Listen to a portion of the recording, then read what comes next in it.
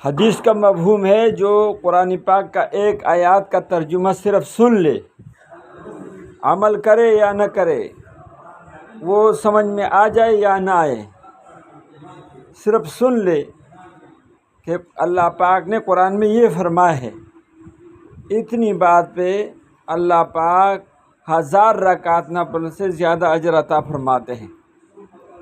تو سب سے درخواست ہے جس علاقے کے جس مسجد میں علماء جو ترجمہ کرتے ہیں ان کے ساتھ بیٹھا کرے اور ترجمہ سنا کرے، تاکہ ہمیں پتہ چلے کہ اللہ پاک نے ہمیں آپ کو قرآن میں کیا فرمایا ہے اور اس پہ ہم عمل کرے۔ ہاں، اور اللہ کے راستے میں وقت لگاؤ۔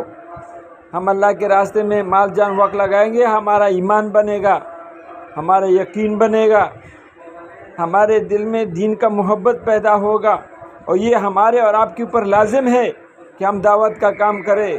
اللہ پاک نے ہمیں آپ کو نبی علیہ السلام کی امت میں دعوت کے کام کے لیے بھیجا ہے، تو سب کریں گے نا؟ انشاءاللہ کریں گے۔